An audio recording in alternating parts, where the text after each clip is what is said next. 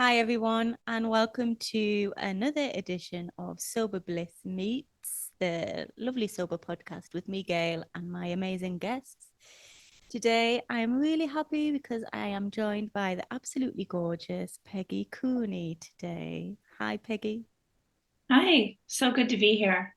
I'm so excited to have you here. I know we've been organizing this since about June, more or less now, but I have known you for a little bit longer than that. Mm. If our listeners don't know who you are, would you mind introducing yourself? Not at all. My name is Peggy Cooney. I Yeah. live in Northern California, and I come to this conversation a little over 4 years, alcohol free. Yay. Well done. Yeah, thank you. My path to problem drinking began a lot later in life. I was in my 50s. And Mm. although I had a lot of unaddressed childhood trauma, including family violence, divorce, alcohol abuse, and and a lot of loss in my young adult life, I was kind of a take it or leave it drinker. My parents drank a lot. Mm. And so it was one of those internal dialogues that you have, like, that's not going to be me. I'm not going to wrap my life around alcohol. Yeah. And I was pretty successful at it. I mean, I was an occasional binge drinker, especially in my 20s, when that's when you tend to be able to drink in the US 21, and then that, there was an occasional binge drinking episodes that I probably would not want to repeat. But in my mid 50s, I was hit with a multitude of contributing factors. One thing that I didn't even realize was the menopause factor. Mm. Until I was about 3 years into sobriety, I had no idea. I didn't have those huge things in menopause around, hot flashes, any of that. My family would tell you I was a total Jekyll and Hyde for sure, but I didn't have the real Mm. physical symptoms of menopause. So I didn't associate not being able to sleep. I had severe insomnia, but I never until now really associated that with menopause. So that was one thing. I Right. struggled with being a step parent and part of a blended family. I think Mm. those of us, so many of us, have that situation where you're trying to be the best stepmother on the planet, and that's just an impossible task. Yeah. Um, I worked in direct practice as a social worker for Wow. child welfare and adult protective services, and I was exposed to a ton of secondary traumatic stress. Really being exposed to somebody else's traumatic stress, and we really didn't know a lot about that until recently either. Mm. And then, really, the one of the things that really I think set me off into my drinking world was that secondary traumatic stress is so severe that the system trauma, and then on top of that there's system trauma, right? So Mm. maybe a kid discloses that they've been abused and they're the ones that have to go live with strangers. So you're wondering, as a social worker, that you come into Yeah. social work for this reason, to help others, but inside, internally, you're feeling like maybe we're doing more harm than good. Yeah. A kid Wow, discloses Peggy. that they're abused, they go live with strangers, and over the years it was really, really, really tough. Yeah. And I'm married to an accountant, a person that works in numbers, that's very data driven, very black and white. And Yes. it's, being a social worker isn't a occupation that you can just go home and talk to your spouse about. And if I did, he wouldn't Mm. know what to do with it. He would Mm. have absolutely no idea. And again, I'm not trying to dish government work, but it seems like when government gets involved with systems, it's not necessarily always a good thing, right? And so I Yeah. really, I really found myself in a position where I really felt like I was doing more harm than good with the children and families and adults I was working with. And Mm. I started coming home and kind of numbing out with a glass of wine that turned into 2 glasses that turned into 3 glasses and then the whole bottle.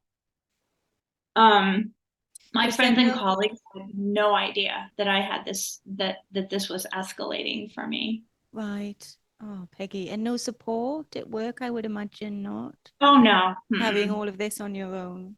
Mhm. No, in fact, it was almost worse because I really worked in a very toxic environment where Oh, there was, I ended up being a whistleblower, which totally sucked. And then my life became, I was like a piranha for a couple years before I was able to retire because I had a colleague come to me and say that they wanted to hurt themselves because of the way they were being treated at work. And here we were, a health and human services agency, treating our own employees in a very awful, toxic way. And again, my black and white husband would say, just quit, or that can't happen because he works in the private sector. People don't understand mm. that sometimes being in government services, it kind of creates its own toxic pool. It's not good always, right? So, Yeah. Wow. and so, yeah, and my colleagues had no idea that I was drinking. That really the only people that knew were my immediate family. My Mhm. husband, really went through a lot with my drinking. Um, yeah, and then Yeah. on July 12th, 2019, I almost feel like that should be a tattoo on my arm. My adult daughter, I think she was in her late 30s at the time, said, there was an incident in my family where I kind of embarrassed the whole family. And my daughter said, Mom, if you don't do something about your drinking, you can't have the relationship you want with me and Jason and the kids. And she has 2 sets of twins. Mm. And that the price for continuing to drink really suddenly became too high for me. It Mhm. wasn't my marriage. It wasn't anything else. It was my daughter and her kids. Yeah. That's the last day, I picked up a glass of wine. It was just Wow. So it was like crazy. that, the Yeah. ultimatum, and then you stopped. Right. And not to say that I didn't, the last decade of my drinking, I tried to stop a million times. Yeah. I went Yeah. to AA. I would stop, when Lindsay got married. I stopped for 9 months before she got married and just picked it up again at the rehearsal dinner. There were lots of day ones before then, but Mm. her gut, and up to that point my family was making excuses for me. Even my daughter was saying, Mom, you need to eat when you drink. You don't eat when you drink, and that's why goes to your head. Well, they had no idea how much I had been drinking too, but Mm. up until they were done, Yeah. she was done, they Yeah. made lots of excuses for me. Mom, you have a really hard job. I can understand why you'd want to drink after being a social worker and all of that. And so I was always looking for that validation that Mm. I could keep on drinking, Mhm. and until the one day that she said, Mom, I'm done. I'm Yeah. just done. Yeah. Wow. Oh, Peggy. And what happened after that? Like, how do you go Well, it's so from, interesting because I'm not a huge faithful person. I mean, I religious person, I guess, and yeah. my parents weren't religious, so I was whatever religion my friend was at the time. So I didn't like every religion on the planet. And after Lindsay had asked me that, we were up in a cabin in Lake Tahoe for a family reunion, and I went into the room. Paul left. My husband left. He was so pissed off, and Mm. he really left with no intention of returning to our marriage. And I just went into the bedroom and kind of got down on my knees, and I heard this voice that said, Peggy, you're done, but you're going to Mm. be okay. I've Wow. never had that happen to me before, ever. And I looked at my Facebook page, and this Jen Couch and Sober Sis went across my Facebook page. It was a 21-day reset. Wow. She's a lovely person out of Dallas, Texas. And she's beautiful. She had her dog Franklin in her advertising, and I signed up immediately. And they have her 21-day reset program is really utilizes the Marco app, which is kind of a walkie-talkie video, Oh, I've heard of and that. Yeah. it's really cool. And so she put she put people in groups of about 25. So Mm. even though the reset started in August 1st, I had from July 12th to the end of July to really get to know the other women in my group. And I'm still friends with, for over 4 years later, we're actually having a Zoom call on the 21st to celebrate, uh, you know, 4 years of sobriety. Some stayed sober, some didn't, but we've been.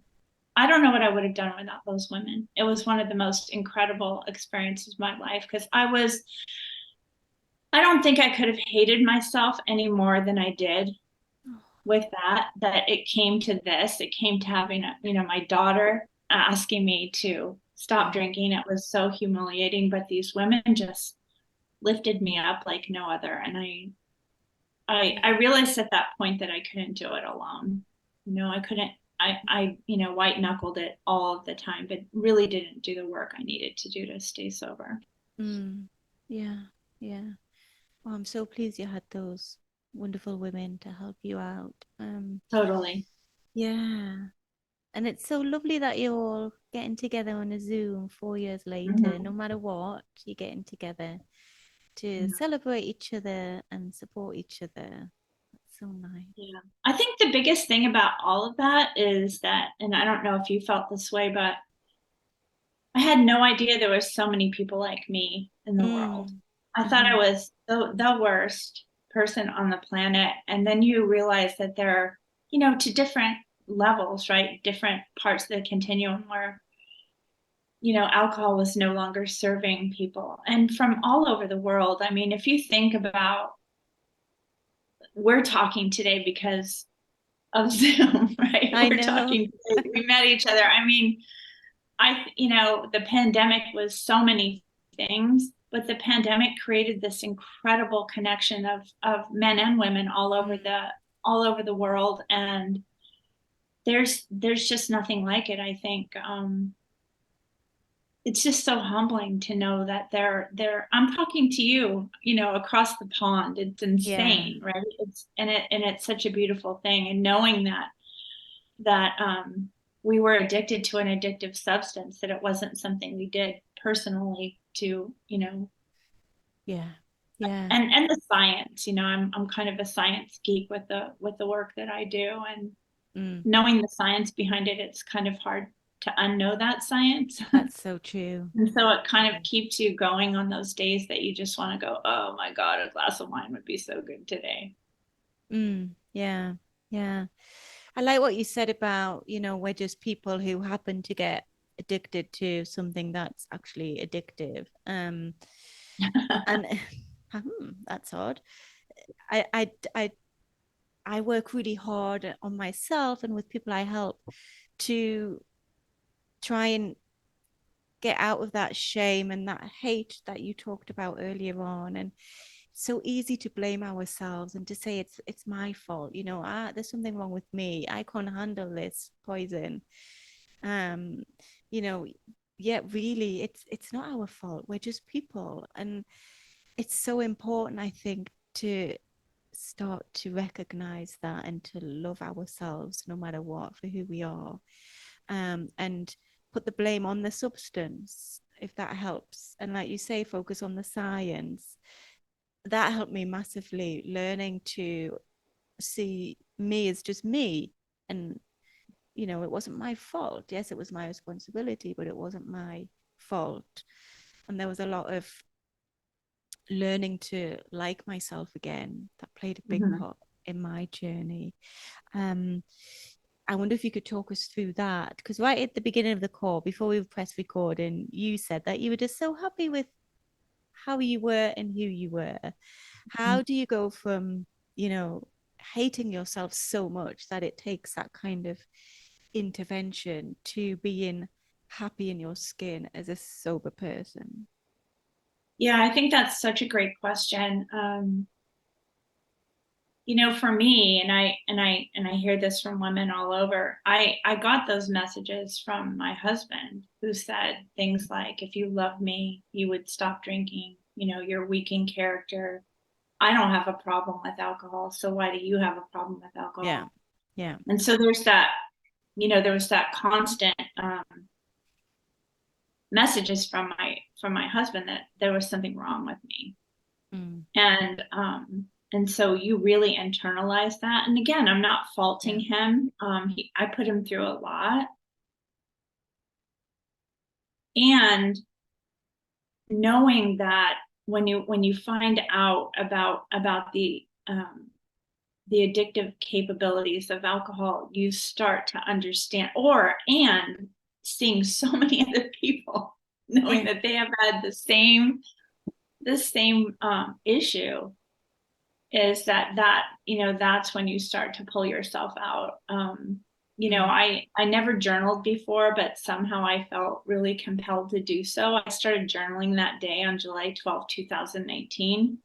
Mm. I started journaling on day one and never stopped. And I can say never stopped now that I had that viral infection for a week. And that's the first time in 4.5 years that I didn't journal. I couldn't look at a page.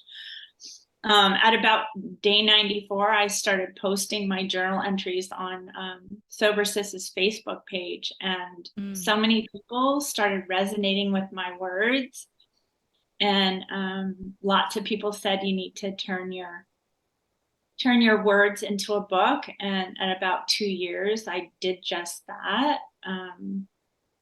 My book, This Side of Alcohol, was published in November of 2021, and it's been very successful. I think it's a really good book that says, wow, that's me too. Mm. Um, it's Yeah. surprising because it's, almost 2 years out. It's been such a sustainable book, as far as, because there's always people coming in questioning Yes. their relationship with Yeah. with alcohol. Yeah. Yeah. Yeah. Yeah. And how was it for you? You said journaling really helped. What else did you do to get you to this Oh, beautiful everything. place? I did Everything. everything. I did the 21-day reset. I did Amy Grace's 100-day Yeah. challenge. I did Sober Sis's alcohol-free living course. I did Laura McCowan's uh, what is it? We're the Luckiest in Living Color. Mm. I did every single program. I joined the Luckiest Club. Mm. Ola Sober. I'm still involved with Sober Sis, the Luckiest Club, and Ola Sober, and I just immerse myself in it. I think, I've said it before, but I think sometimes if my husband could change one thing, I know he loves the person I've turned into, but he also feels like I'm having an affair with recovery. Yeah, yeah. And I love that. It says on your website that you stopped drinking and you became an advocate for sobriety. Mm-hmm. So, what is it about sobriety that you just love so much? And also, what are the things that you're doing in your new I think it's such sober a life? beautiful question, because I didn't, I have this amazing therapist. Yeah. Her name is Dr. Jacqueline Horn. I love to toot her horn. I don't know. My husband actually dragged me into talking to her Mm-hmm. about a year and a half before I got sober, and pretty much said, "Here, can you fix her?" Oh, And so I was kind of resistant at first, and I don't really talk to her a lot, right? Because I was like, but she had his number right away. Like she mm, totally got him. yeah. And I finally told her the truth, that I wasn't just drinking one or two glasses every night. Once I told her the truth. But I think one of the most important things that we do is to find a really good, she's a psychologist, taught um, psychology at UC Davis for like 35 years.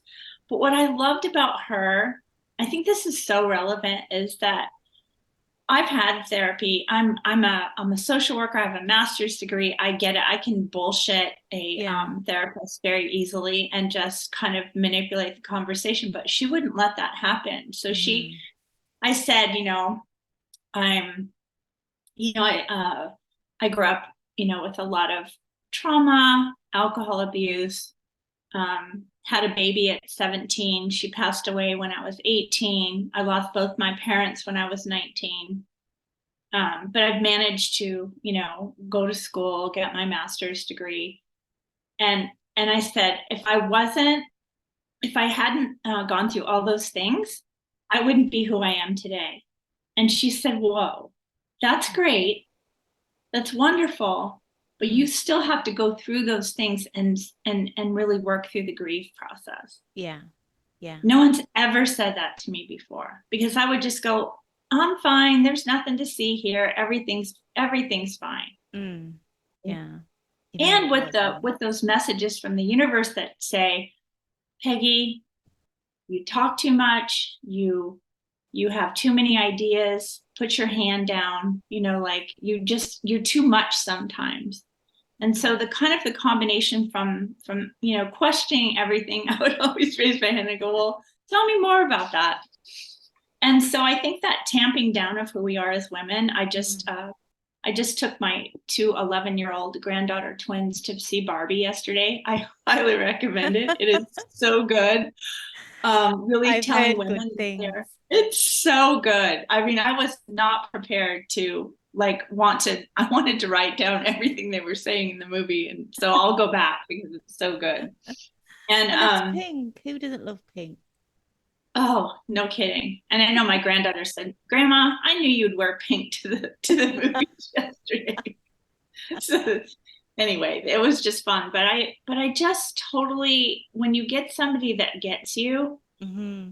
like that, we really started doing the work. You have to just because you and what's so interesting, right, is that I turned to social work. So I had all this unresolved trauma and grief in my childhood, and I was working with people with unresolved grief and trauma in their own childhood. So Yeah. um, it is so important to work through all those things because I think that's really where my drinking started is that there was just so much trauma upon trauma upon trauma that I just needed to check out. Mm. I mean, I don't think I ever drank in my whole entire life because I love the taste of alcohol No, ever. no, no. I I drank don't think because so. I'm not, you find out so many cool things about yourself, right? I thought I was totally a social person. Yeah. But now that I have this ability to look back, I can really see that I don't like big crowds. I hate them. Mm. And Mm. so I would go to a big gathering and I would drink just because I was so anxious about being in a big crowd and I don't like small talk Yeah. and I was never comfortable and someone said to me the other day and I love this that she described me this way. She called me a performing introvert. Mm. And I love that because I love teaching. I love working for university and teaching new social workers now because I don't have the direct practice. I don't have the Yeah. direct trauma anymore, and I can use my experience to help new workers Mm. not fall into the trap that I fell into. I know I'm going off on a tangent, but I work for a university that highly has encouraged me to talk about my sobriety out loud to other Yeah. social workers to say That's so this is what important. could happen to you if you don't talk about it with Yeah. someone. Yeah. It could be overeating, it could be relationship problems, it could be alcohol, it could be substance abuse, it could be smoking. But Mm. if you don't take care of that trauma that Yeah. you're experiencing on a daily basis, it's going to pop up somewhere. Mine just happened to be alcohol. Yeah. Yeah. Yeah.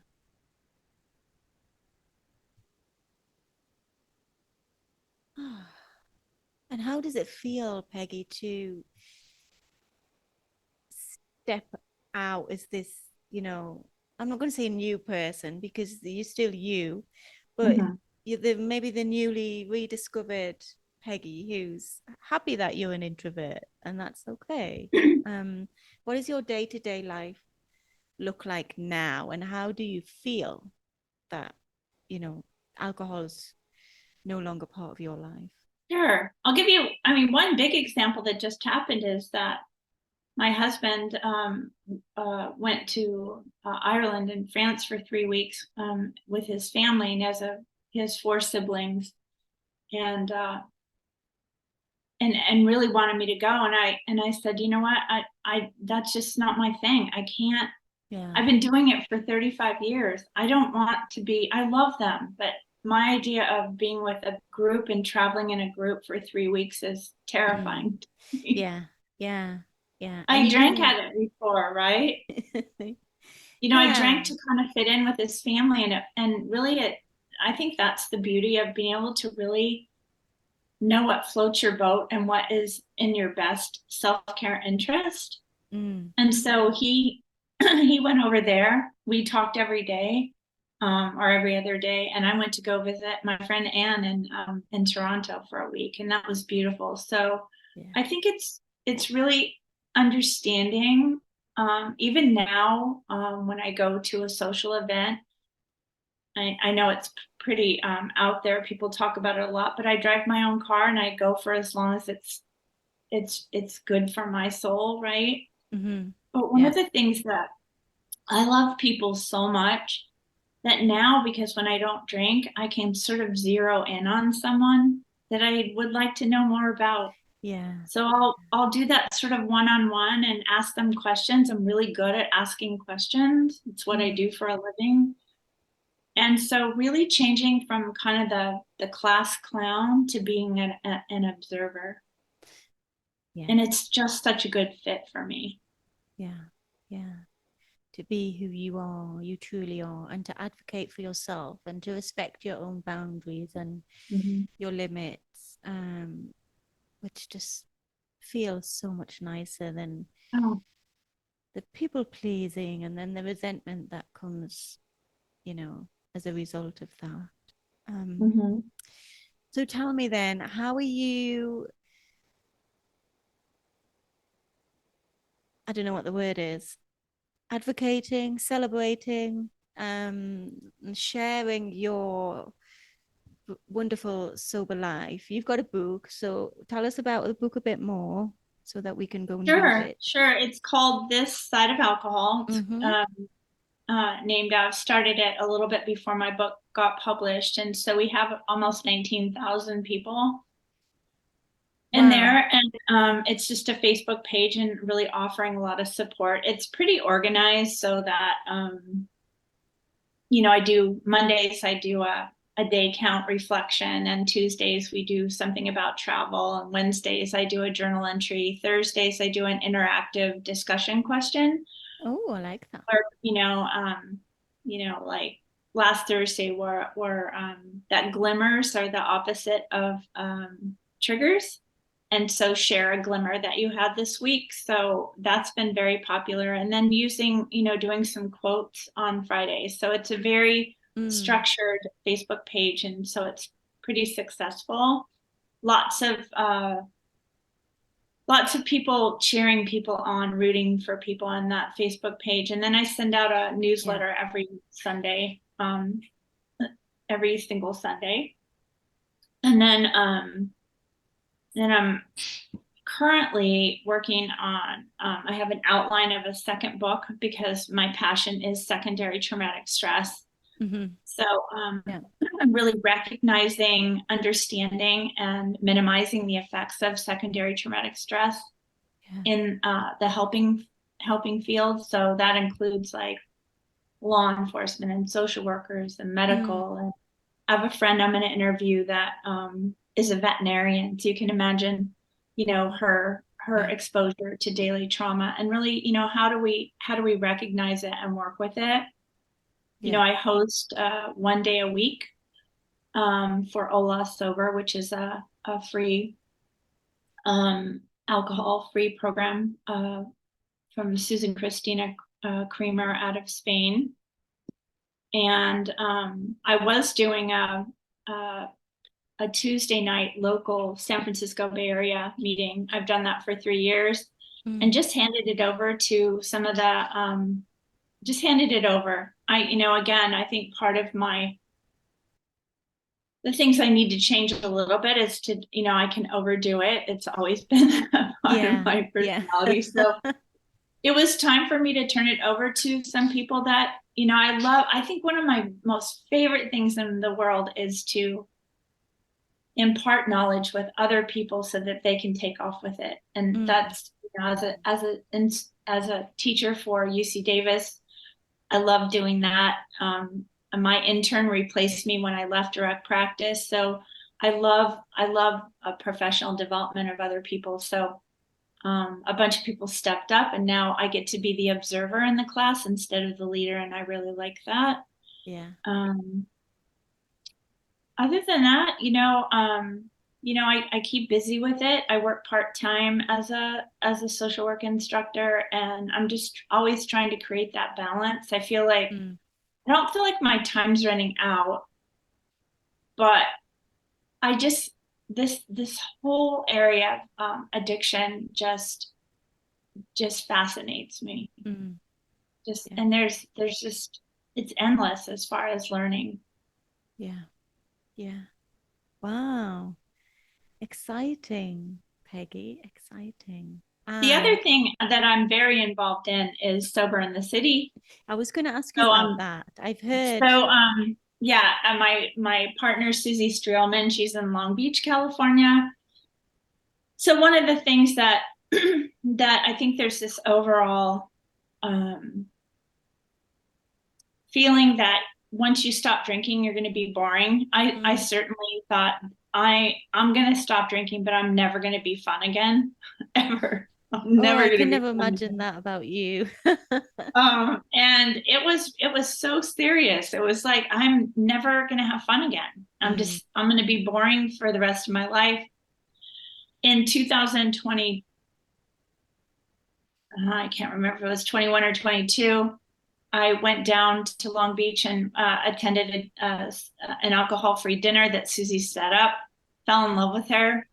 Then I was the keynote speaker in Sacramento the following May, and we sort of hooked up, and we've put on sober alcohol-free weekends in Wow. different places. We went to Austin, Texas, Palm Springs. Mm. In September, we're going to be in Portland, Maine, Oh, and we always wanted to we go just there. have the best time. We're going to take a ride around Casco Bay, which is the islands outside of Maine, and we're actually taking a ferry over to another island to have dinner Saturday night. But Mm. we're just kind of offering an alcohol-free weekend that we have classes during the day. We have a photography class, a journaling class, astro yoga.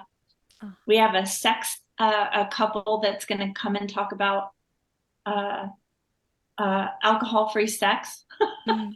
Yeah. which is, she's lovely. She just does such a good job at it. This time she's bringing her husband. So Wow. we get to see both sides of it. Yeah. We have sound baths. Oh, lovely. And we have we for some reason it's kind of exciting. We get a lot of coaches and influencers coming to our Sober in the City event, so we actually have a collaborative just for those people that day. um, we have ecstatic dance where it's this kind of free dance that we're doing, so really exposing people to a weekend where you can start to get some confidence around Mm. socializing without alcohol. And we Yeah. encourage, like, this one's interesting because mostly we have women. Right. But this time we're going to have the most men we've have ever had. It's in September. Um, and some of them are bringing their spouses that do drink, but we're not going to have alcohol there. But just Mm. just to expose them to a life that we Mm. can actually have the best time and remember all of it. So I Yeah. don't know where that's going to go. We're going to Tampa next year. We're going to Bali in June, and possibly Seattle in the fall. So Oh, yeah, it's a lot, but it's lovely. sounds absolutely amazing. I wish I lived closer. I would go to Me all of too. those. Me too. Maybe someone could buy me 70 million cups of coffee and then I could afford to come. Oh, I'm so pleased, Peggy. This sounds absolutely just wonderful. And it's so important to give people the right idea because being sober is just, as you say, as about as far removed from boring as possible. What I found is that, yes, I do have a lot of downtime now. I do like to sit on the sofa with a book and not Mm-hmm. move. I do like to go for solo walks. I do love to go to bed early. But to me, that's not boring. That's what I need. And it's what my body tells me it wants. And it's what I have to do to protect my energy and to feel good. And it also means that I can go on a, I don't know, 20-kilometer hike the next day and have the energy to do that. So some things we do might seem boring, but there's nothing more boring than sitting in a pub and drinking and telling the same story again and again and again. So our ideas of boring change as, All of that. Oh my gosh, yeah, all of that. yeah, yeah. And I think it happens naturally. I know a lot of people I work with and my own fears and what you said, you worried, oh, I'm gonna be bored, I'm boring, I'm never gonna have fun again. What about, I'll miss out on nights out with my friends and things. But I think naturally we evolve and it gets to a point where we don't want to go clubbing. Not that I ever did Mm-hmm. anyway, but you know what I mean. We don't want to Mm-hmm. go to a wine bar after work and just sit while our friends drink wine and we don't, because that's boring. And Mm-hmm. naturally, we evolve and we find new passions, new interests that are more reflective of our true nature. People tell me that they've discovered painting or yoga or sound baths. Is there anything that you've thought, oh, I didn't know I enjoyed that, or I wasn't expecting this on your I'm journey? still not a huge yoga fan. I try because I Mm, actually do I actually at my age really feel the difference when I do mm, it. yeah. I still need some more practice around like not going, oh my God, only 10 minutes has passed and I have 50 more minutes to go. And at some point in yoga, it starts to, I often I'm getting better at getting into it, not going, oh my God, Mm, like, but I'll tell you that the sound bath that we attended the sound bath in Palm Springs, which is why we're having another one in Portland, yeah. Maine. Yeah. It's insane. That's Wow. insane. I've never that went by in 10 minutes and I felt Really? like it in all parts of my body. I love going to bed early, like you said. Mm. It's a gift to go to bed. I sometimes I find myself going, oh my God, it's 8:45 and I have 15 more minutes and then I get to go to bed. Um, Taking naps, I've never took a nap in my whole entire life. I mean, I blacked out several times, but I've Yeah. never taken naps. Even when I'm teaching sometimes now, if I'm teaching on Zoom, Mm. I'll set the alarm and take a 20-30 minute nap at lunchtime. Yeah. It is what you just said, Gail. It's really you're starting to listen to what your body needs. Mm. And it's so beautiful. It is. It's It is. incredible. I spent thousands of dollars on sleep. I sleep like a baby now. Yeah. I sleep like a baby. I listen to Insight Timer, Mm. some of the yoga nidra I love yoga meditation, nidra. and Yeah. it is just, it's the best. It's absolutely the best. My body, it is part of my nightly ritual to go to Mm. bed is listening to that. Mm. Our Yeah. internet was down a couple weeks ago and I couldn't get on. I've been listening to Oh, that every night for almost 4 years. And yeah. it was tough. I had to really go, oh, it's okay. You're still gonna be able to go to Yeah, you sleep can do without it. it. You can Yeah. Well, I had a little nap just before I got on a call, so I might look a bit bleary-eyed, but but yeah, I live in Spain, so it's almost compulsory to have like a 3-hour siesta in the middle of the day. It's Right, right. important. I love a nap as well.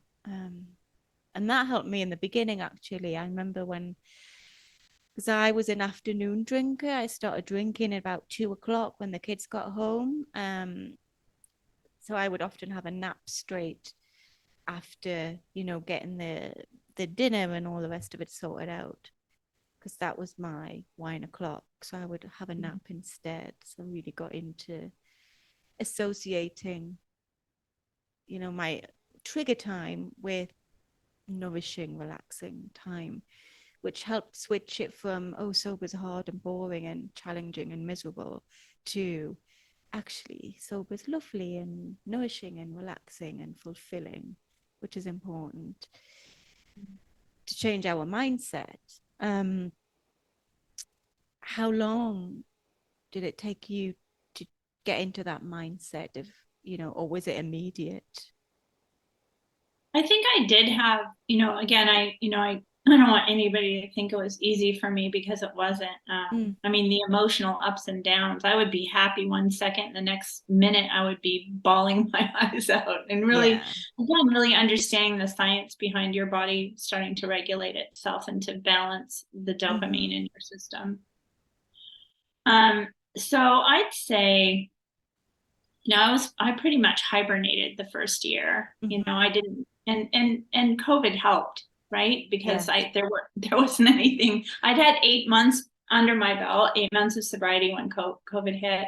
Mm, I really consider it a blessing because yeah. there was no temptation of going out and doing the things because nobody was doing them. So it was kind of like an insurance policy for me. Yeah. Yeah. Yeah. Yeah. Okay. And finally, one last question before we go. People listening to this, I suppose two questions. What advice would you give them if they're listening and they're thinking, oh yeah, I really want to do this, but um, I'm a bit scared, I'm struggling, I don't know where to go for support. What would you say to them?